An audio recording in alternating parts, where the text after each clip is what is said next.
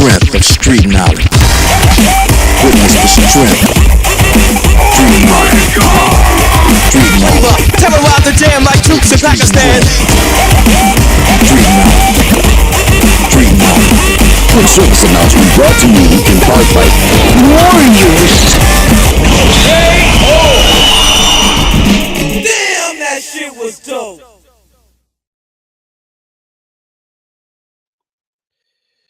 And welcome back to another Warrior Creed live stream with me, the radical Majid Nawaz. And today, the topic, Epstein's VIP blackmail ring, Prince Andrew, Lord Mandelson, Prime Minister Blair, Prime Minister Starmer, grooming gangs, Prime Minister Barak of Israel, and Middle East war. Follow the evidence. Of course, those of you who will have been following the evidence will know that this week, multiple stories, further stories were released about Prince Andrew and his relationship with the now deceased or assumed deceased convicted paedophile, the infamous Jeffrey Epstein. We're sharing our screen with you now to bring up the topic for today. That should be there with the headline as we speak. And we will begin by presenting an article. Well, before we do, that is the image of today's stream. That is an image of Virginia Giuffre's memoir called Nobody's Girl, which is released today. Hence the conversation being back in the news, because the conversation has once again embroiled Prince Andrew, as should be on your screens now. And you can see it in the Times. And we are just going to expand that image there for you so you can read it properly. So as that expands, we'll start reading it for you. Times reports 19th of October, 2025. The headline, further Epstein release expected to reveal more Prince Andrew links. And we'll read from the article for you, which is on your screens now, exactly what it states.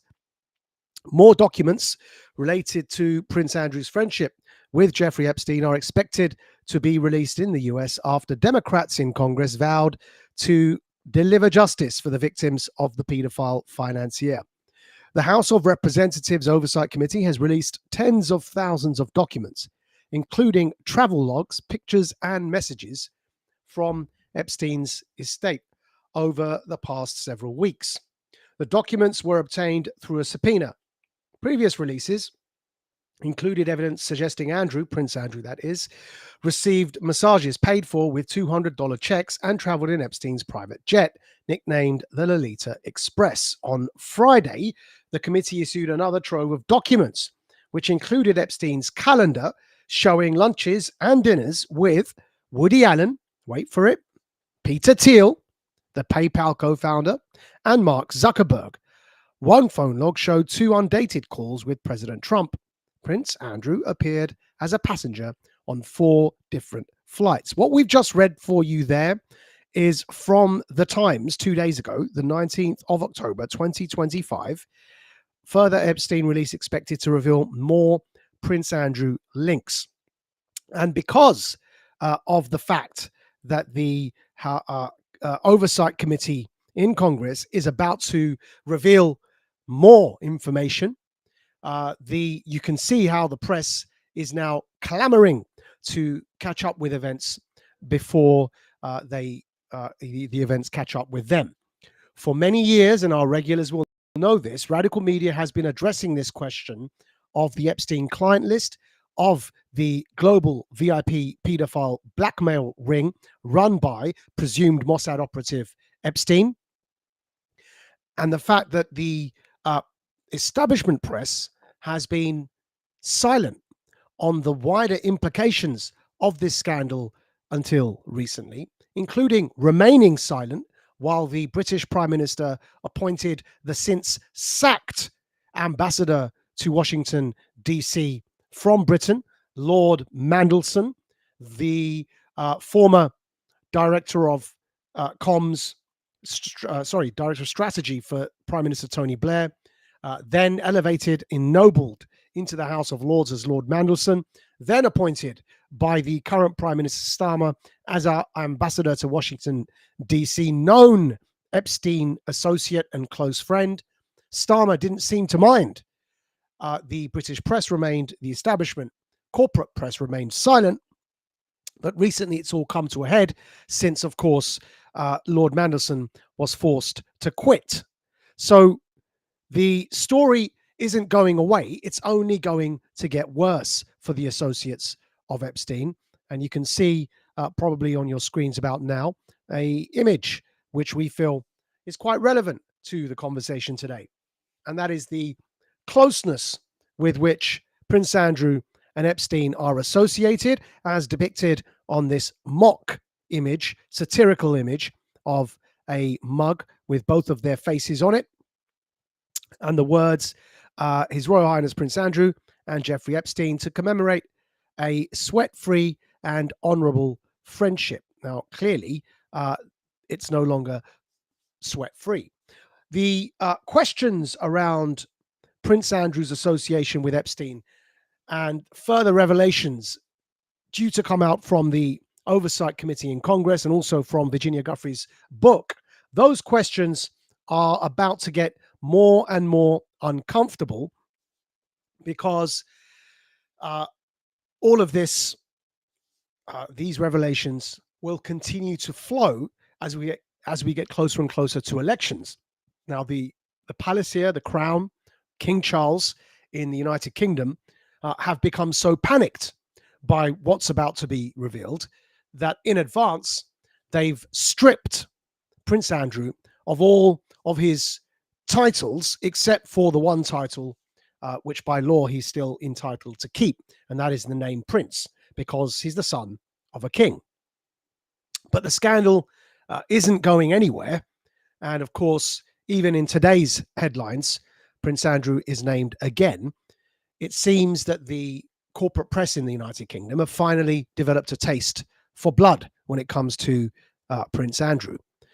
But that's probably because they also know that the story is not going anywhere. Now, Andrew has been named, of course, by Virginia Giuffre, in her own words, in her own book.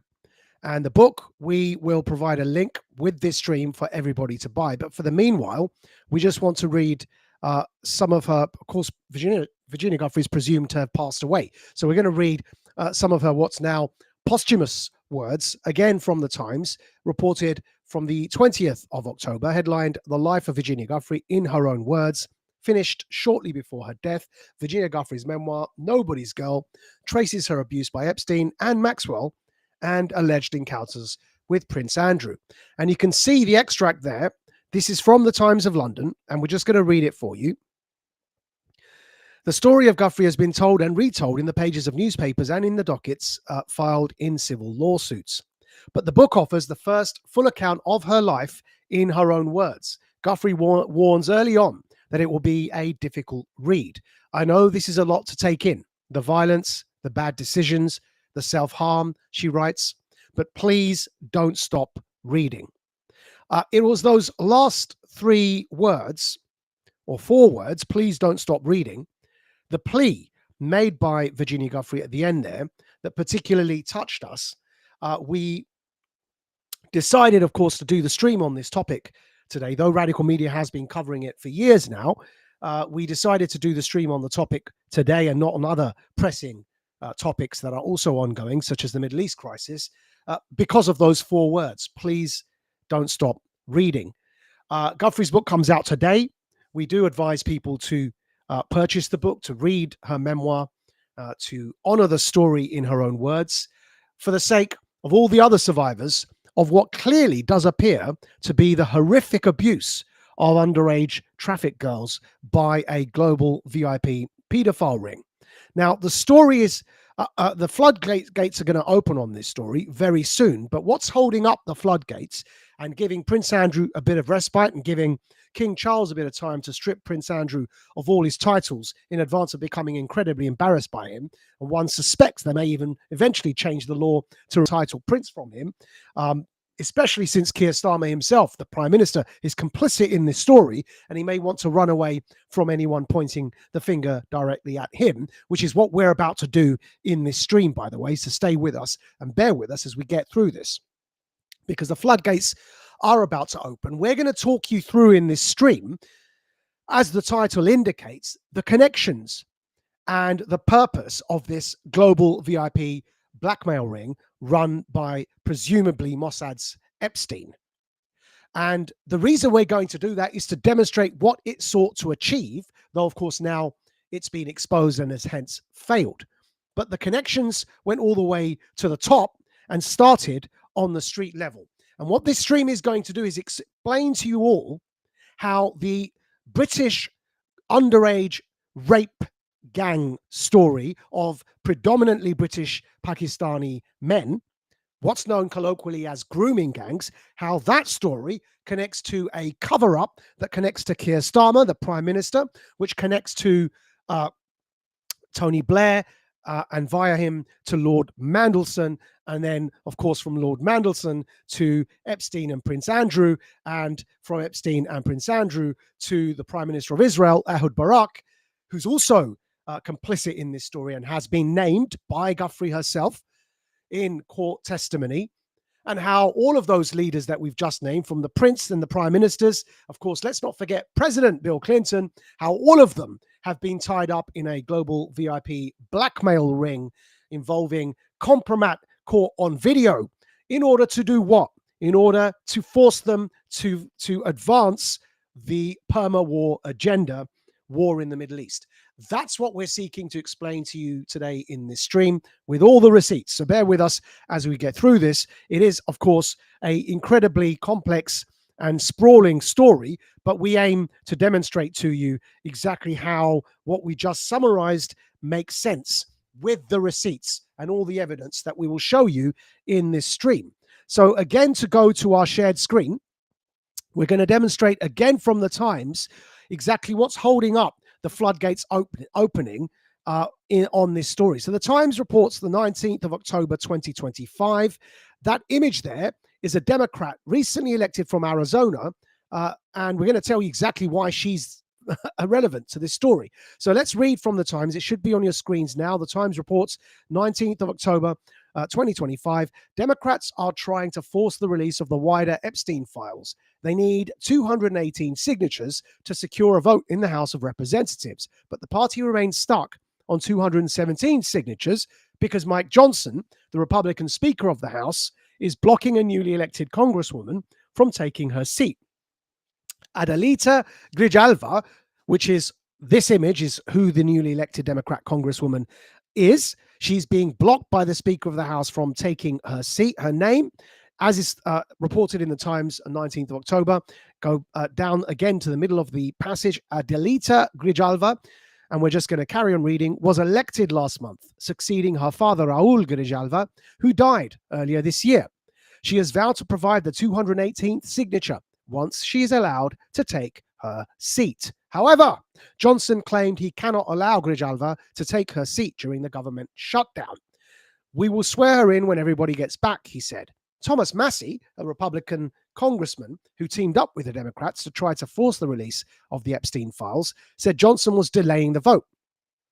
And this is what Thomas Massie, a Republican congressman, said, according to the Times. To quote from the Times now, first, the British ambassador lost his job, and now the prince lost his title. Don't tell us there's nothing in the Epstein files. The truth is coming out, and we will not give up.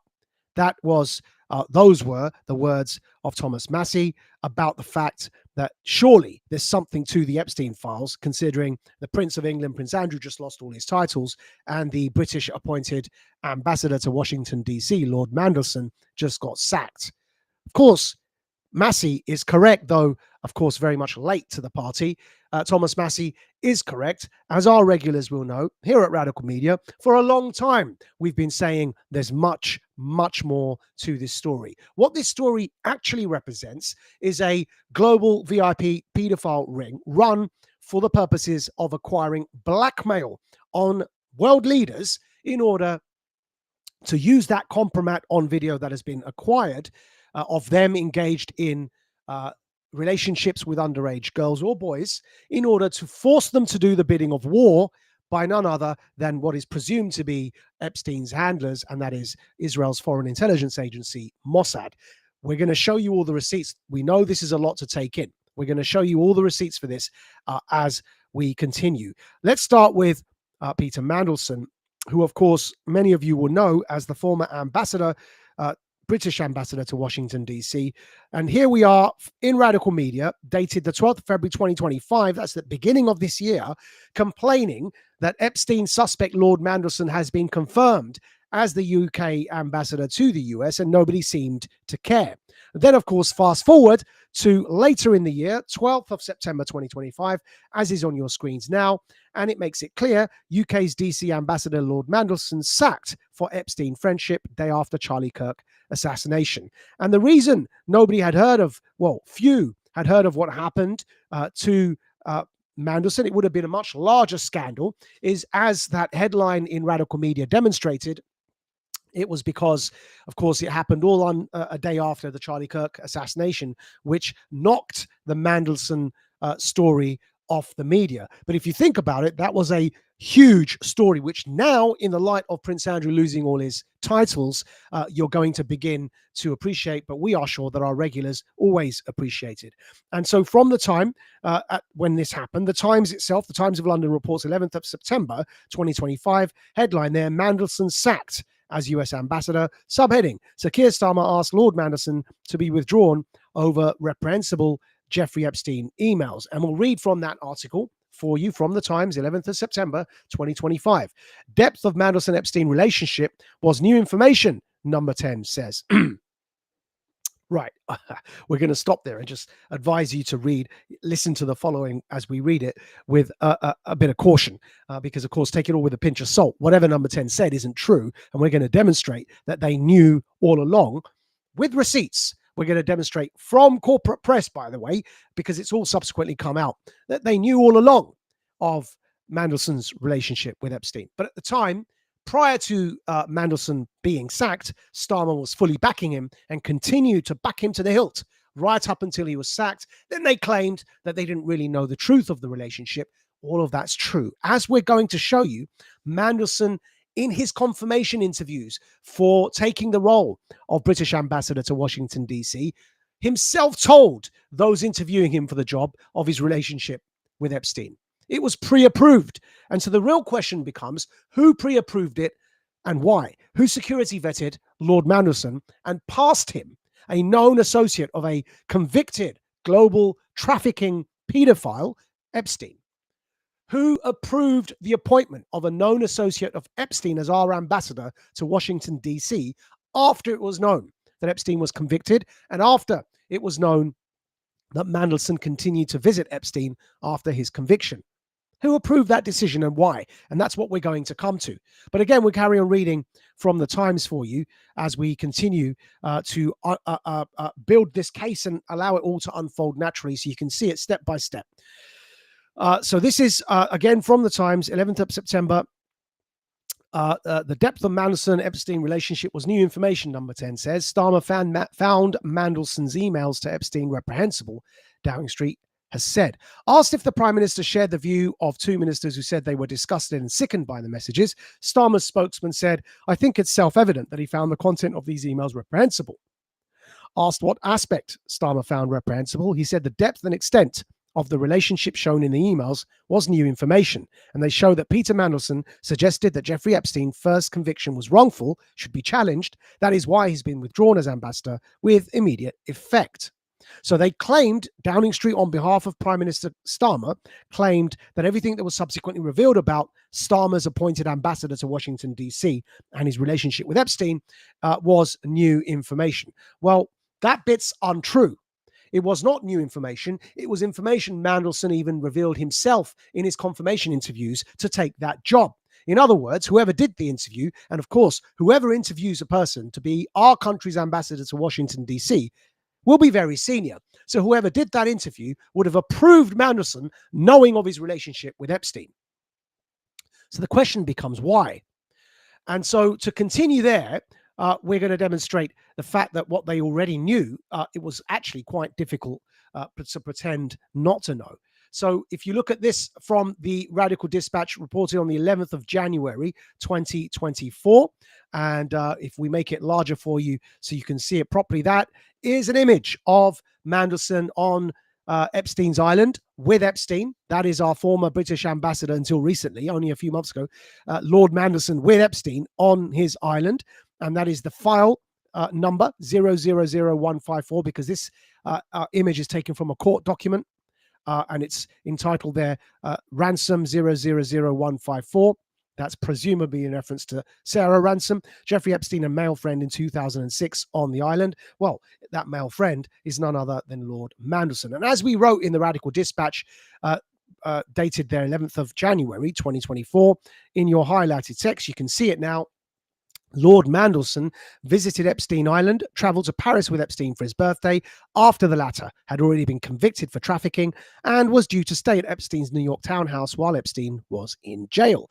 All of this raises the question, who was responsible for vetting Lord Mandelson as he was appointed by PM Starmer to his diplomatic role in Washington, D.C.? And of course, that is a very pertinent question at this stage, because they claimed that they didn't know any of this while we were writing about it on Radical Media and quoting corporate press writing about it. That photograph we just showed you is actually was published by the Daily Mail, we believe, in Britain. It's impossible that they didn't know about any of this, and yet they are claiming this was all new information that led them to subsequently realize the error of appointing Mandelson as our ambassador to Washington, D.C. Of course, the whole thing was a cover-up, and we're going to demonstrate the extent of the cover-up over the course of this stream.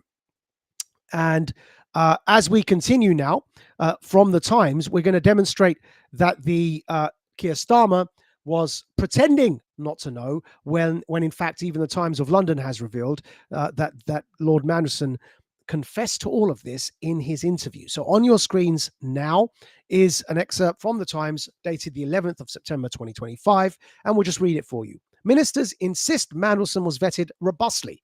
The government has insisted that Lord Mandelson was subject to, quote, robust security clearances and processes before his appointment.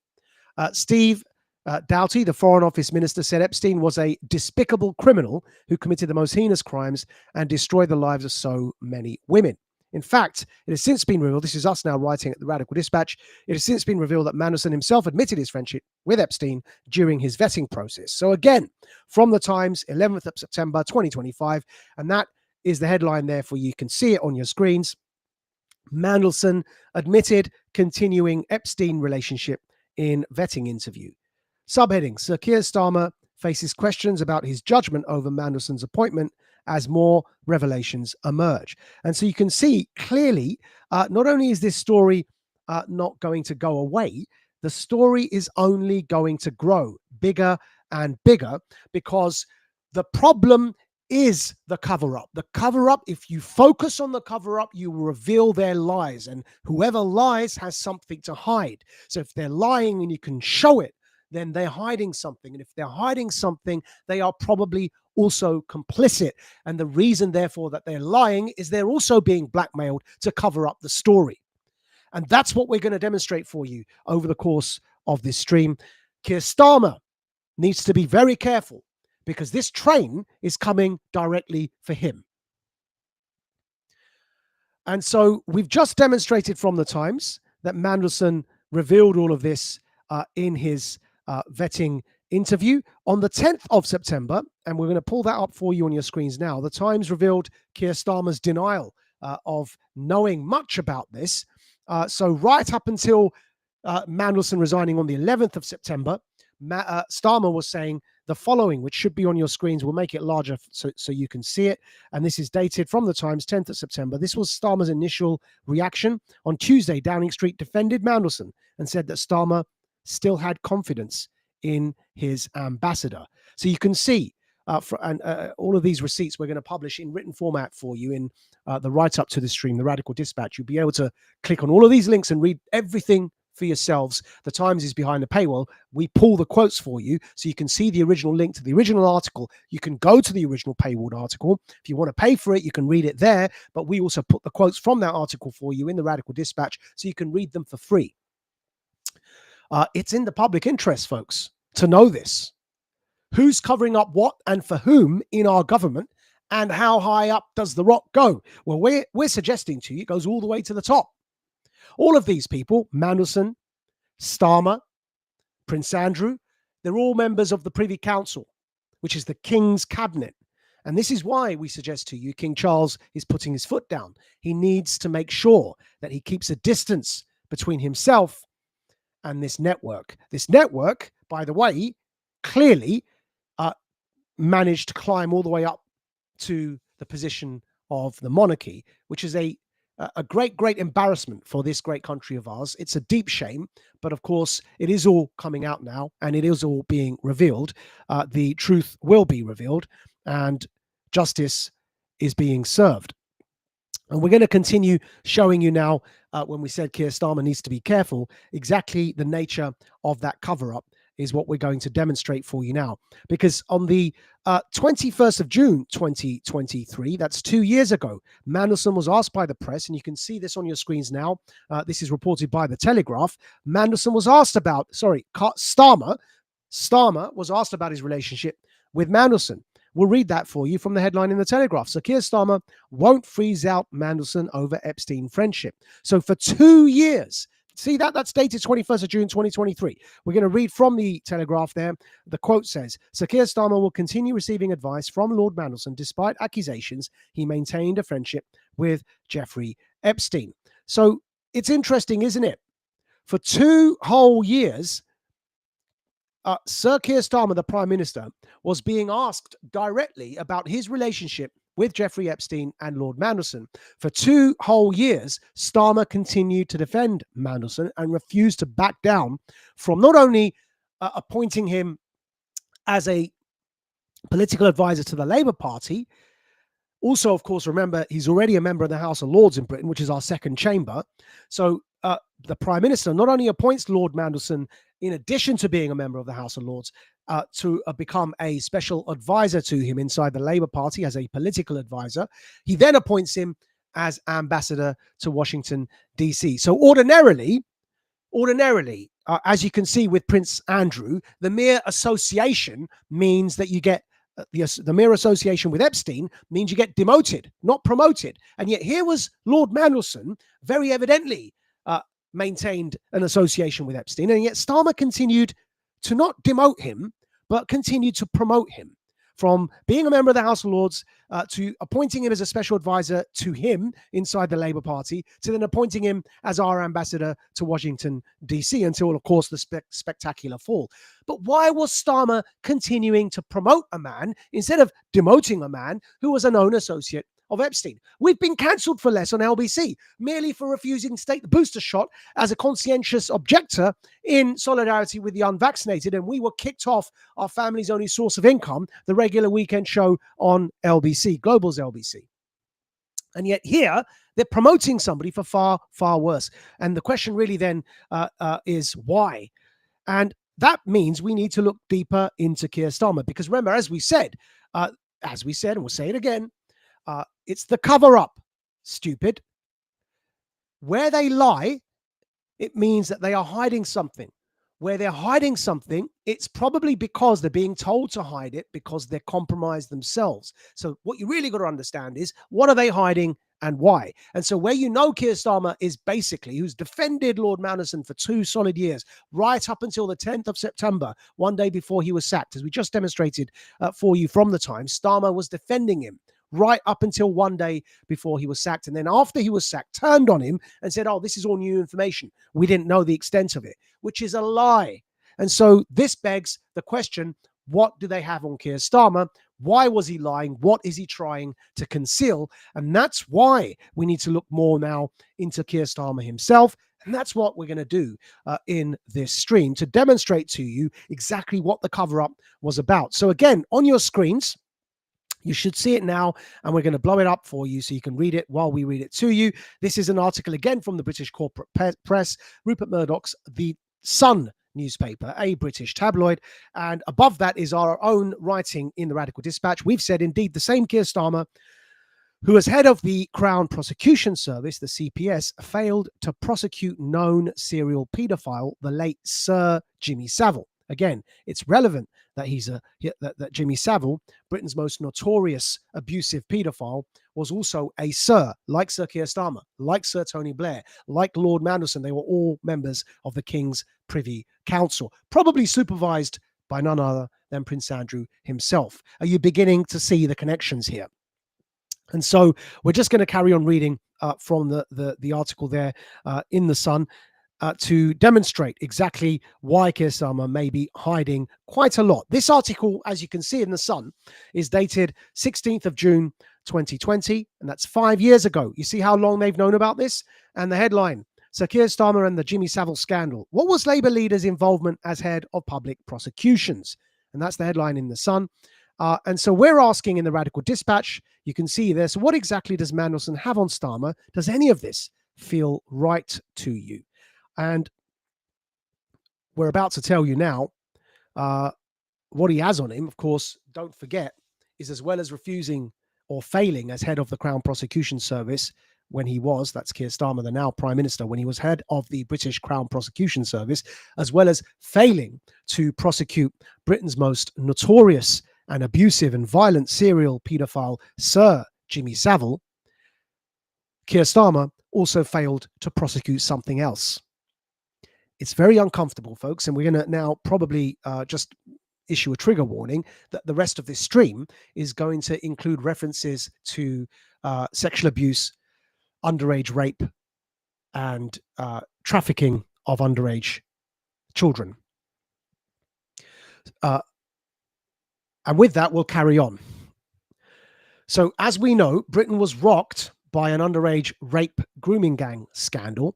But what many may not know is that Keir Starmer, as Prime Minister, for a long, long time, refused to prosecute, refused to order a national inquiry into the underage rape grooming gang scandal. And as you can see on your screens now, Radical Media addressed this point back in January 2025, demand a national inquiry. Systemic underage rape grooming gang scandal rocks the UK establishment. We're just going to read from an extract from that Radical Dispatch from back in January, which is still on your screens. The underage rape slave grooming gang scandal is the latest in a long line of sex abuse stories and dates back some years in the UK.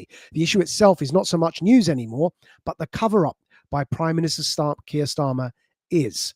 And it's that cover-up that we're about to demonstrate. So the Times from the 6th of January reveals the following in an article headlined, What is the grooming gang scandal and how does Keir Starmer fit in? And here is the key passage for you that we want everybody to pay very close attention to, because the line that we are now arguing and are going to demonstrate for you is the connection that we said exists between the street level underage rape grooming gangs of predominantly British Pakistani men, going all the way up to the global VIP paedophile ring run by a presumed Mossad operative, Epstein, who was the handler for people like Prince Andrew and the others that we're naming in this stream in that global VIP paedophile ring for the purposes of acquiring compromat in order to blackmail these leaders and push them further and further towards war. So back to the Times to quote from that article dated 6th of January 2025, and we're going to blow it up on your screens again just so you can see it yourselves as we read it. And it says the Prime Minister was in charge. That's Prime Minister Keir Starmer, the current Prime Minister of the UK. We're going to read the quote. The Prime Minister was in charge of the Crown Prosecution Service when the Times exposed a conspiracy of silence around on-street grooming among police, councils and prosecutors in 2011. The Labour leader has used his time as Director of Public Prosecutions to his political advantage several times. Now, for those of you who are abroad and may not know the details of the grooming gang scandal, when we were on Britain's LBC, before we were cancelled, we were for a long time attempting to raise the alarm on this story. And so you can see on your screens now on our post, before Global's LBC sacked me over Christmas without warning on Twitter with 3 months remaining on my contract for which they still owe me money. This is what we had to say. And we're just going to play it for you so that you can listen to it yourselves because this story is not new. 27 cities with probably thousands of underage young girls. It must lead to a Stephen Lawrence-style national inquiry looking into what the institutional failures have been. Well, here, the majority of these girls were in care homes and therefore were let down by these care homes. One girl was impregnated twice before the age of 15 in her care home because an adult predator was allowed into their care home to statutorily rape her. Eventually found dead from a heroin overdose. There has been failures on an institutional level in the care homes up and down this country. There have been failures on an institutional level in the police up and down this country. And there have been failures on an institutional level in local Labour councils, probably not only Labour, but mainly Labour councils up and down this country because people have been scared of being called racist. And the fear of racism or the fear of so-called Islamophobia, which is a misnomer, the fear, more appropriately, of anti-Muslim bigotry must never be an excuse to allow underage girls to be raped and abused in this way. Think of that. Imagine that. 27 cities and counting. Because I can guarantee you we haven't heard the end of this yet. Imagine the thousands of victims. Imagine the impunity with which these men must have been acting. Some of the girls as young as 11. One girl, if my memory serves me correctly, was in Oxford. One girl was even branded by her raper as property of, and then his name on her leg. And I think, if memory serves me correctly, that girl was 11 years old. It is an absolute disgrace. People have cared for their reputations over the safety of children in this country being raped and drugged and passed around like meat because of the bigotry and the prejudices of these Pakistani Muslim men who are looking down on these children as less than, as inferior, as some form of infidel that doesn't deserve honor or dignity. And I address you now here, oh woke left wing. You talk about believing the victim. Look it up. Go to your smartphone and Google Ella Hill. She writes a piece in The Independent in which she describes the religious extremist terminology her abusers were using as they were sexually exploiting her as a child, in which she talks of how they called her an infidel and how they abused her race and her lack of Islamic faith and justified treating her in this way because they viewed her as less than, because they believe themselves to be Muslim supremacists. Don't tell me that their Muslim identity had nothing to do with this. I have lived and breathed this community all of my life. I can guarantee you that it's not the cause, but a factor in the way in which these girls was treated was the culture of these men, and as part of that culture is their religious attitude towards non-Muslims. And that is the reason that you see almost exclusively that they are men like me, Pakistani, British, Muslim. Most of them, all of them Muslims, almost all Pakistani Muslims. And the victims, almost all underage white girls. We started to convict people. Yes, I listed those 27 cities for you, which is bad enough as it is. But where's the accountability for the police who covered this up? Where's the accountability for the Labour councils who covered this up? Where are the accolades for Anne Cryer MP, former Labour MP in Keighley, who raised this years and years ago, was a sole voice, crying out into the wilderness, beseeching people to listen to her? Then came Julie Bindel, the first to write columns about this, ignored. In fact, she writes herself that in 2007 she was looking into this and her pieces were shelved. Look how Sarah Champion was treated, Labour frontbencher who was sacked because she said this was a problem. And now finally the independent police watchdog has said, yes, it was covered up by the police. Well, that's not good enough, because nothing short of this national and statutory inquiry will satisfy the victims and bring them dignity and honour, but also quell the anger that is people are rightfully feeling as these cases unfold. As I say, it is a national disgrace. Now, of course, what happened since then is Global's OC decided to cancel me from that station for opposing every single COVID mandate. But as you can see from the clearly different hair color and perhaps more youthful look, that was a few years ago. The story hasn't gone away. We said in that video it wouldn't go away. The story has only got bigger and bigger. And what Sir Keir Starmer subsequently did is that he attempted to block the national inquiry that we demanded there on LBC, and did indeed successfully block it one time around. And then only once he had his arm twisted did they eventually, finally, after the whipping every single Labour MP to vote against that national inquiry, and not one Labour MP voted for it, they blocked it. Finally, the national inquiry, the statutory inquiry, was initiated, and it hasn't yet started because they're stuck now at the stage of appointing a chairperson for that statutory inquiry. And we're going to come to that in a minute. But Starmer's role in blocking that inquiry after, if you remember earlier this year, when Elon Musk intervened in, clearly, as you can see there, an old story that we'd been speaking about for many years prior. Elon Musk didn't discover this story. Elon Musk doesn't deserve the credit for revealing this story. In fact, that credit should go to the late Ann Cryer MP. As we said in that video from LBC, the credit should also go to the late Andrew Norfolk at the Times and the Times newspaper, who stayed on this story from day one. Ann Cryer MP, the late Ann Cryer, came to our offices at Quilliam. Obviously, that's our counter-extremism organization that we shut down during COVID as a non-profit. We shut it down due to the climate. But at the time, while we were still functioning, Ann Cryer MP came to see us at Quilliam and beseeched us for help. I promised to help her, and that's why you saw me all those years ago speaking up on LBC, because I had pledged to Ann Cryer MP, a Labour MP, no longer with us, sadly. I had pledged to her that I would raise my voice in support because she was a solitary voice at the time. At the time, as well, as we said, Andrew Norfolk, the Times newspaper, also began to speak up. And then eventually, the cover-up became so difficult to ignore that even another former Prime Minister, Boris Johnson, reminded Keir Starmer that he was the head of the Crown Prosecution Service when he failed to prosecute Jimmy Savile. And of course, what we're saying, also subsequently failed to prosecute the grooming gangs. But we're just going to remind you of this when it comes to Sir Keir Starmer's role in failing to prosecute Britain's most notorious violent, abusive paedophile, Sir Jimmy Savile. Here is Boris Johnson up on your screens now with parliamentary immunity saying it in the House of... Listen to this.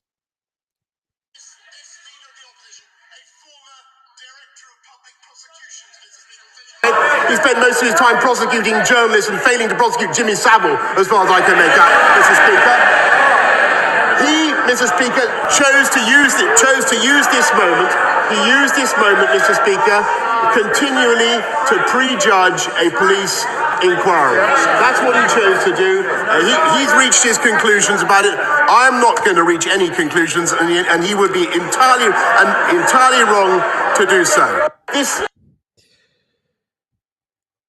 And you can see there, among the many things that Boris Johnson got wrong, and of course he got the entire COVID debacle wrong, one thing that is quite accurate and stands to the test of time till today is what he just said there in Parliament that we played for you. It is correct that the current Prime Minister Keir Starmer, as Director of Public Prosecutions for the Crown Prosecution Service, failed to prosecute Britain's most notorious paedophile, Jimmy Savile. And somebody who's been vocal about this, again, who came along a bit later on, but nevertheless has the authority to speak on this, was none other than former police officer, former police detective, Maggie Oliver, who's been a whistleblower in this regard. And we're going to show you exactly what Maggie Oliver said about Prime Minister Starmer and his failure to prosecute the grooming gangs, just as he failed to prosecute Sir Jimmy Savile. Noticing a pattern? Well, this is police whistleblower, former detective Maggie Oliver, making it very clear as to Sir Keir Starmer's role in covering up sex abuse cases rather than exposing them. Take a listen to this. I shouldn't have had to resign. It's still 12 years on from that day, and we are still going round this same hamster wheel. We need to see Keir Starmer stand up in the House of Commons and issue you a full and unreserved apology, don't we? You know what, Bev? Empty words mean nothing to me. I want to see him put his actions where his mouth is. Blaming this problem on far-right extremists is actually dodging the issue.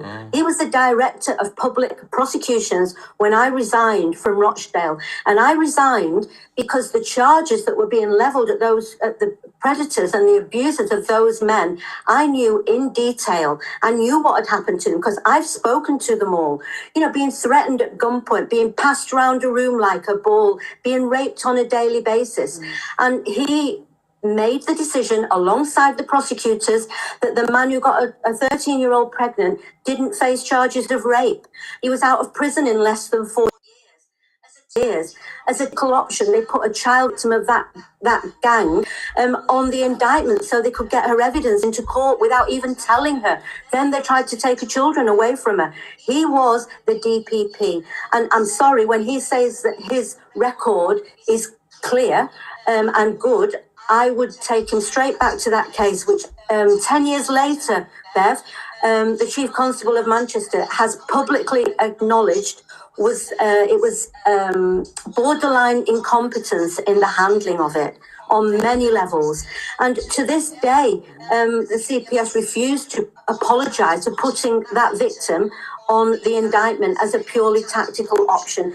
So we still have a long, long way to go. And so, words like yesterday, they can again actually are blaming victims and abuse victims for standing up for their right to have their abusers tackled and dealt with properly. It's smoke and mirrors, and I've heard these things so many times that I get really angry about it. Yeah, well, so you should, and thank goodness for your anger, Maggie, because it keeps it driving forward, and we appreciate all the work that you do, Maggie Oliver there. So just as if you heard there from the whistleblowing former police detective who investigated these underage rape grooming gang crimes, just as Sir Keir Starmer, the current Prime Minister, failed to prosecute Britain's most notorious paedophile, Sir Jimmy Savile, when Keir Starmer was head of the Crown Prosecution Service, he also failed to prosecute in the grooming gangs cases. So again, we ask you, here's a man who promoted Lord Mandelson from the House of Lords to being an advisor to the Labour Party to becoming our ambassador to Washington, D.C., despite knowing of Mandelson's relationship with Epstein. So instead of demoting him, he promoted him and then backed him all the way up until one day before his resignation. What was Keir Starmer hiding? Why was he lying?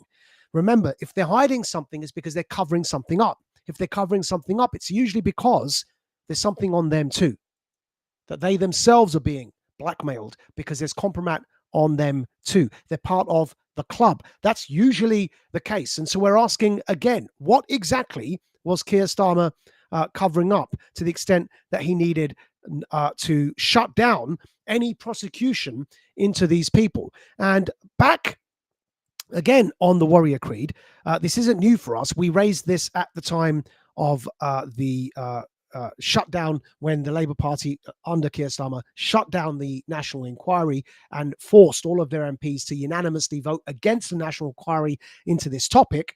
And this is what we said back then. So we're going to show you from Warrior Creed back then how we reacted. And it's about the cover-up, as you're going to hear us say. Now, we mentioned the cover-up, which is why people are so upset. Understand why people are so upset. This is a systemic cover-up. We have institutional failures in our police, in our Labour government, and in our local Labour council, and in our child protection services, all of which have been complicit in covering this up, and for which multiple reports have also come to this same conclusion that they've been covering it up. And whistleblower former police detective Maggie Oliver in particular has been speaking about Keir Starmer as Director of Public Prosecutions, covering this up when he made the decision alongside other prosecutors that a man who got a 13-year-old pregnant should not face charges of rape. So remember when we say to you that what this is about is the cover-up. The grooming gang story isn't a new story. The Epstein story is not a new story. What's new here is the cover-up and who was involved in the cover-up and how many presidents, princes, and prime ministers were involved in the cover-up on behalf of Epstein, who was running a global VIP blackmail ring for pedophiles in order to acquire compromise on them so that he could blackmail them to do his bidding. And the bidding that he wanted them to do was to push forward with a globalist agenda, which included technocracy and perma-war and the COVID mandates. This is how they got the politicians and the leaders to do what they wanted them to do. That's the cover-up. So the actual real story now should be about the cover-up, and people should be very much concerned as to exactly why Keir Starmer, despite knowing what he knew about Epstein and his relationship with Mandelson, continued nevertheless to still appoint Mandelson as our ambassador to Washington, D.C. And some of you may remember that we ourselves on the 6th of February this year, 2025, at the beginning of this year, went on to Neil Oliver's show on GB News just around the time that Elon Musk entered late into this debate, entered late. He's no hero here. He entered late into this debate for his own reasons. And when that happened, we had the following to say, and again, we're just going to play it for you to remind everybody that really the issue here is the cover-up that we should be focusing on. Are only one element, and that's why we immediately said this was a cover-up. Don't just talk about the street-level gangs. They are organized gangs who have their connections in the police, the social services, the local councils, all the way up through the national political hierarchy of the Labour Party. Now, since we said that, it all came out. We were pointing at the time to Lord Ahmed's conviction for underage sex abuse. He was a Labour peer from Rotherham, which was a trigger case for these grooming gangs. Now, that's from right at the top. We were also pointing to Keir Starmer's decision to appoint Peter Mandelson as his ambassador to the US. Mandelson, the same guy, without a doubt, on record, in released court documents, is proven to have visited Epstein's island, to have gone to Epstein's mansion in New York, and to have gone to Paris for his birthday. Close friend of Epstein, more so than even Prince Andrew, right? There's more information on Mandelson's relationship with him than there even was with Prince Andrew. So why was Starmer, look at how Prince Andrew was treated, why was Starmer rewarding Mandelson with the most diplomatic appointment on the planet for Britain, which is to America, right? Granting him diplomatic immunity is what it was about.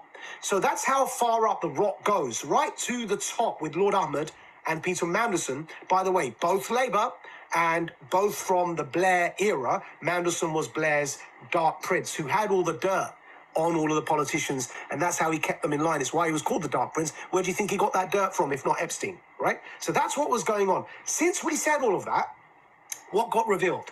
Well, there was a Labour former defence minister who got arrested in a sting for attempting to solicit sexual favours from an underage boy. And then 2 police officers got arrested in Rotherham for being involved as well. This all came out after the scandal was recently resurrected by Musk, proving that this is bigger, as you just said, Neil, than the mere street gang level. And it's not just Pakistanis. This thing is a rot that goes through the system and is actually what people used to refer to as a conspiracy theory. It's the global VIP paedophile ring that used to be run by Epstein, which is an acknowledged Mossad operation. And you can see now, hopefully by now, the pieces are beginning to fit together for you all, because, of course, we're taking this step by step to demonstrate for you that it was an organized operation from the street gang level that involved predominantly British Pakistani underage rape grooming gangs. And from that street level, it went through politicians such as Lord Nazir Ahmed, a Labour peer, member of the House of Lords. Lord Mandelson's connection with Epstein involved prime ministers such as Prime Minister Blair, Prime Minister Starmer, and it involved Prime Minister Barak of Israel, and of course went all the way up to Prince Andrew. All of them sat on the Privy Council, the King's cabinet. King Charles is now desperate to distance himself from all of this. Of course, there's no suggestion King Charles himself is involved. In fact, what he has been doing is what Keir Starmer did not do, and that is King Charles has been punishing Prince Andrew by stripping him of his titles. Keir Starmer did the opposite. Keir Starmer promoted Lord Mandelson instead of demoting him. Look at the difference between the way King Charles behaved and Keir Starmer's behaved with Lord Mandelson, and you can begin to suspect what clearly we're suspecting here when it comes to Keir Starmer's involvement. And of course, that is a suspicion that regulars at Radical Media know we've had for a long time. On your screens now is something we posted on our socials back in 2023 on the 10th of April. That's over 2 years ago. We are ruled over by a class of pathetic parasites who are easily controlled through compromise and blackmail by a global cabal of psychopaths who facilitate their depravity in exchange for control. Every one of them will be exposed. We are coming. And that is, of course, what has happened since and continues to happen. They are one by one being exposed. They are falling like dry leaves on an autumn tree, and they will continue to be exposed because we will continue to expose them. And part of the meme that in that Radical Dispatch where that quote is from, that we posted then is worth showing you. And you can see it here now on your screens. And this is, of course, quite a satirical meme. "Excuse me, sir, just one more thing," says Columbus, the TV detective. "Are pedophiles deliberately chosen for positions of power? So if they can't be bought, they can always be blackmailed." We thought that was quite an appropriate meme, summarizing nicely exactly the situation as we find ourselves in.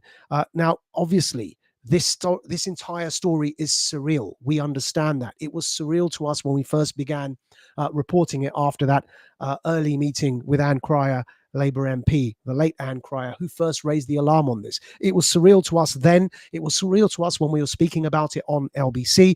It became even more surreal once we started realizing Keir Starmer was covering up this relationship and his connection to Mandelson and Mandelson's connection to Epstein. And it became even more surreal when we realized that the street level underage rape grooming gangs were connected all the way to the top to the global Epstein operation. It is a strange and surreal story. Unfortunately, and clearly the story hasn't not only not gone away, it's got bigger. Unfortunately, as surreal as it is, it also happens to be true.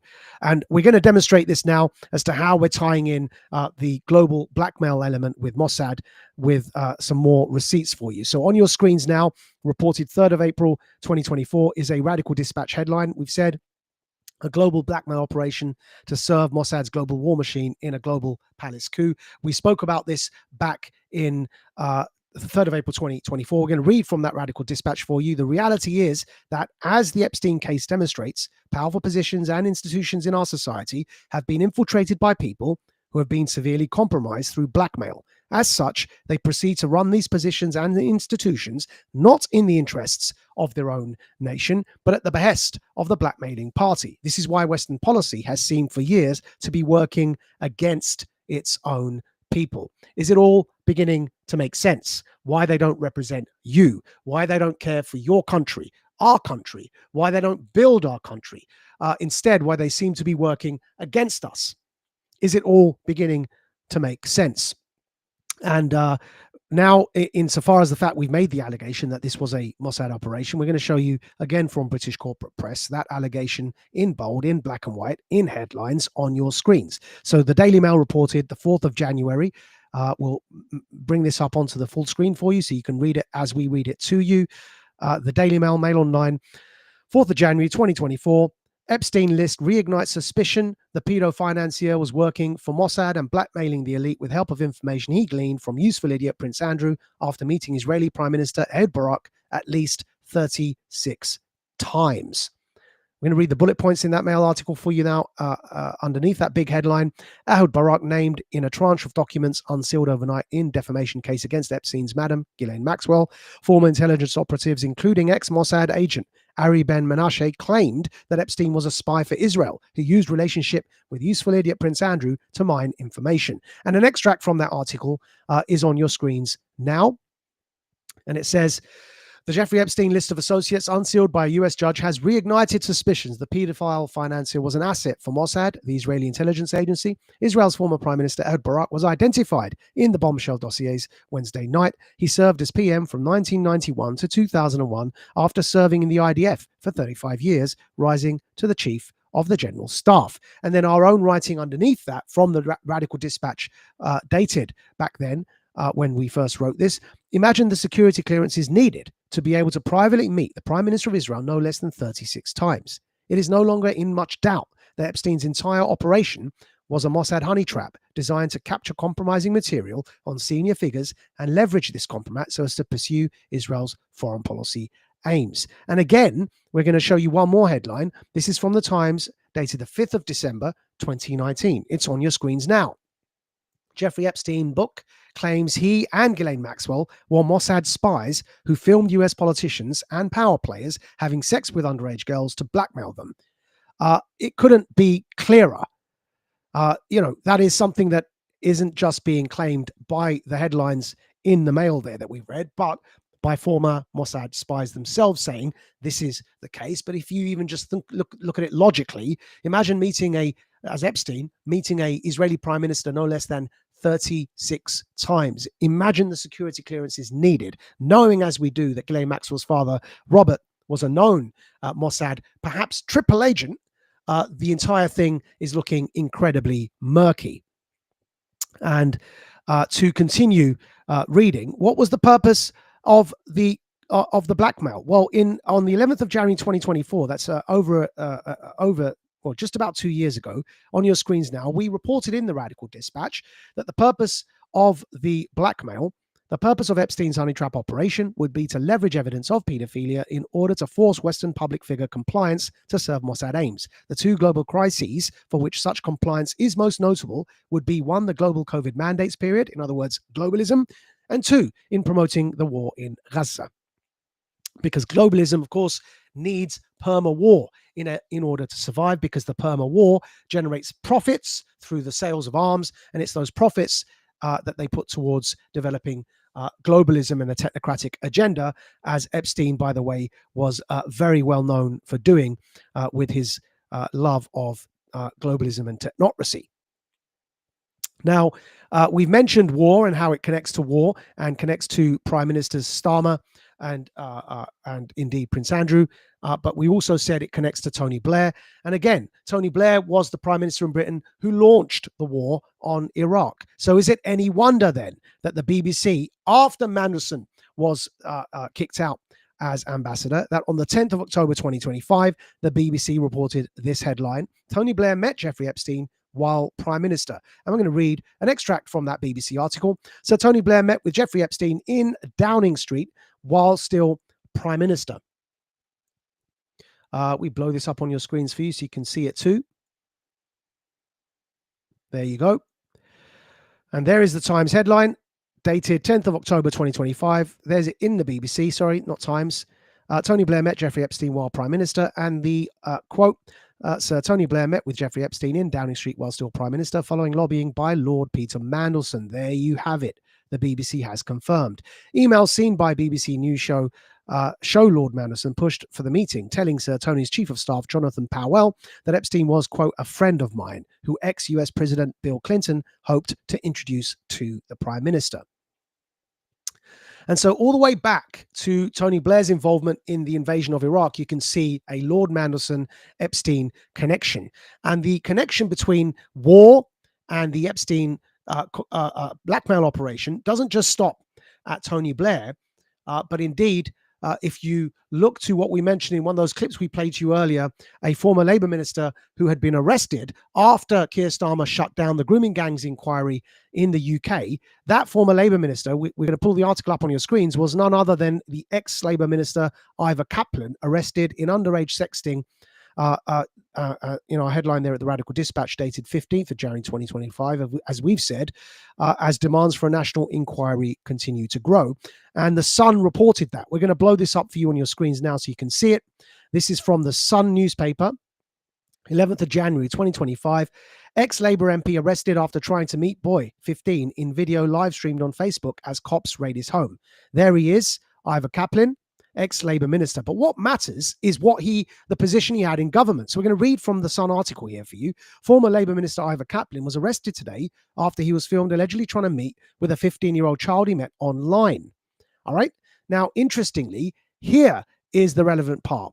It should be on your screens now, and we'll read it from the Sun newspaper in Britain. Kaplan became an assistant government whip. He was a prominent supporter of the 2003 invasion of Iraq. You can see how we're connecting it to Tony Blair via Mandelson to Epstein and pushing for war abroad. And that's the connection that we're saying to you is incredibly important when it comes to why this blackmail operation was created in the first place. It was created to further the interests of globalism, which were to bring about technocracy and to promote perma-war in order to fund the bringing about of technocracy. And of course, Keir Starmer has just promised to bring in forced mandatory digital ID. It's all something that should, for many of you now, been to come together. So is it any wonder then that the Times reports today that the grooming gang inquiry is yet again stalled and beset with problems, as you can see in the Times article on your screens now, dated from today's date, headlined, Grooming Gang Inquiry in Turmoil as Potential Chairwoman Quits. And reading from an extract there, one of the two candidates shortlisted to run Britain's grooming gang inquiry has pulled out of the process after two survivors of child sexual abuse resigned over a toxic, fearful environment. If you go down now to the bottom of the quote, the concerns of abuse victims Fiona Goddard and Ellie Reynolds, in a letter resigning from the victims liaison panel advising the Home Office about the inquiry, Goddard said the process so far had involved secretive conduct and instances of condescending and controlling language towards survivors, because they're still trying to cover it up, folks. They are still desperate to cover this story up. They were forced in the first place to start this national inquiry against their will, after having already unanimously told all of their MPs, Labour MPs, to vote against it. Keir Starmer forced them to all vote against it. It was only after the story grew and grew and grew that he was eventually forced earlier this year to accept the fact that he needed a statutory inquiry. And now that inquiry is being delayed, just like the revelations in Congress are being delayed as well. But as we say, this story isn't going to go away. Indeed, the floodgates will open, not least because Virginia Giuffre's book is set to be released today, and all of this and more is going to be revealed in there. We mentioned that this was most likely a Mossad honeypot operation. Well, the floodgates will open, as you can see on the screens now. That's an image of Virginia Giuffre and the former Israeli PM. And you can see there, Israeli Prime Minister brutally beat and raped me, Epstein victim claims in her new book.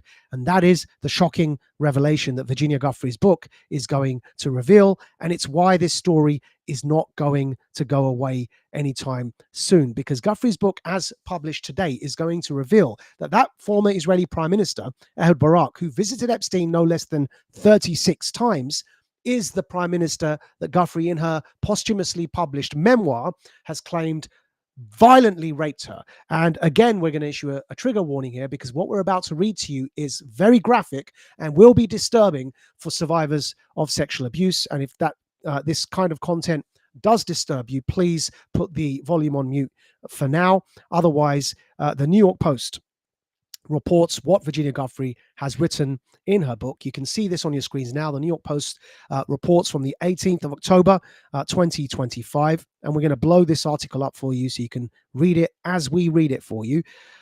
Headlined in the New York Post, Virginia Giuffre beaten, raped by well-known Prime Minister in attack that broke Epstein's spell, her memoir reveals. There you have it on your screens, and we're going to read the extract. Again, we apologize to those of you for whom this will be very traumatic to hear. This is graphic in detail. Forgive us again for reading it, but it is in the public interest. From the New York Post, Giuffre simply referred to the deranged man as the Prime Minister, saying she was afraid the brute would seek to hurt her if she printed his name. In the past, however, she pointed to Israel's Prime Minister, Ehud Barak, in court filings as one of the many elites who had raped her, a claim he has repeatedly denied. In her memoir, Giuffre said she first met the Prime Minister on Epstein's private island in the US Virgin Islands sometime in 2002 when she was just 18. She was ordered to escort him to a cabana, but the man made it clear as soon as they were alone that he wanted violence. He repeatedly, this is now Giuffre speaking in her own words, he repeatedly choked me until I lost consciousness and took pleasure in seeing me in fear of my life. Horrifically, the Prime Minister laughed when he hurt me and got more aroused when I begged him to stop. I emerged from the cabana bleeding from my mouth, vagina, and anus. For days it hurt to breathe and to swallow, Giuffre wrote. The politician raped me more savagely than anyone had before. She immediately rushed to Epstein and begged him not to send her back to the Prime Minister. There he is, the former Prime Minister of Israel, Barak. And the New York Post continues on your screens now, 18th of October 2025. Sometime later, Epstein sent her back to the politician for a second encounter conducted entirely in a cabin aboard the Lolita Express. That's his private jet. To continue reading from the New York Post, although the experience was far less violent, Giuffre spent the entire hour in fear he would suddenly strike or choke her. She wrote, the final breaking point came that summer when Epstein and his madam, Ghislaine Maxwell, pleaded with Giuffre to carry their child, a proposal that came with mansions, wealth, and around-the-clock nannies, but would require her to sign away any legal rights. Barak has repeatedly denied Giuffre's abuse claims or knowledge that Epstein was running a perverted sex ring. Barak was a personal friend of Epstein and used several $1 million of Epstein's money to finance a security company. Records show he had visited Epstein on his private island and had boarded his private plane. All of that there, very graphic. all horrific description by Virginia Giuffre in her posthumous memoir of how the former Israeli prime minister violently raped her and made her bleed from her mouth, vagina, and anus. It is incredibly graphic, very tragic, in the public interest to know exactly those words. And of course, it means that these floodgates, as soon as the Oversight Committee in Congress appoints that 218th Congresswoman, and as soon as she votes for the declassification, these documents will flood your news. And of course, Giuffre's memoir published today will also contain much more information, such as what we've just read for you. But we also know that, as Wired magazine investigated on the 28th of March 2024, we also know that nearly 200 other mobile phones have been traced to Epstein's island. On your screens now is that Wired investigation, and this is why the floodgates are going to open. People are not going to get away with this, folks. So we're just going to read from the headline in the Wired magazine's article, Jeffrey Epstein's island visitors exposed by a data broker. A Wired investigation uncovered coordinates collected by a controversial data broker that reveal sensitive information about visitors to an island once owned by Epstein, the notorious sex offender. Reading from the Wired article there, nearly 200 mobile devices of people who visited Jeffrey Epstein's notorious paedophile island in the years prior to his death left an invisible trail of data pointing back to their own homes and offices. Maps of these visitations, generated by a troubled international data broker with defense industry ties, discovered last week by Wired, document the numerous trips of wealthy and influential individuals seemingly undeterred by Epstein's status as a convicted sex offender.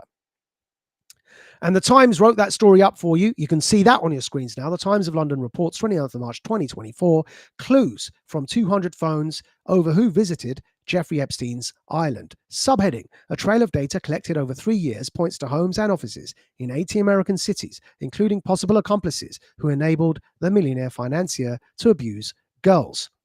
And a quote from the Times article for you now. Another and potentially more comprehensive view of all who visited Epstein's domain in the... Sorry, this is from our Radical Dispatch write-up at the time about the Times and Wired articles. Another and potentially more comprehensive view of all who visited Epstein's domain in the US Virgin Islands has been revealed in mobile phone location data collected and mapped by a data intelligence firm called Near Intelligence. Oh, this is from the Times, actually. Okay, the data pinpointed the location of more than 200 phones belonging to people who visited Little St. James, according to Wired magazine, which said it found the maps while searching through reports produced by one of the company's intelligence platforms.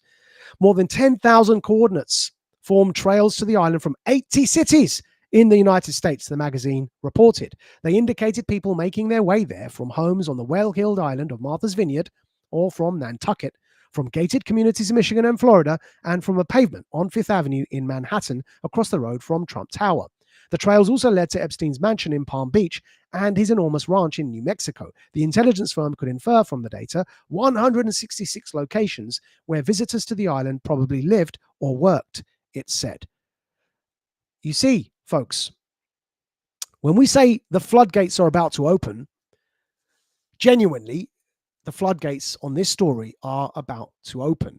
Once the 218th Congresswoman sits, she will vote for these documents to be released. Speaker Johnson will no longer be able to block it. More documents will be unsealed by Congress. Of course, Giuffre's own biography is going to reveal a lot of that. That's published today as well. And on that note, we're just going to conclude from something we posted in 2024, because, of course, for this and many other stories we've been covering here at Radical Media, many have mocked us and dismissed us as perhaps insane. And we've said there from a post in 2024, we're not looking so mad to you anymore, are we? Keep watching. And that was in 2024. Of course, the story has only got a lot bigger since then. It's not going to go away anytime soon. In fact, it's only going to grow. That's all we've got time for here for this week on Radical Media. We thank all of our subscribers to Radical Media. If you go to majidnawaz.substack.com, you can subscribe there. And we especially request our free subscribers to become premium members of Radical Media, paid subscribers. Then you get behind the paywall content, including the podcast and video file of this stream and other additional content. We thank you all for your support. And until next time, you've been listening to The Radical. Majid Nawaz.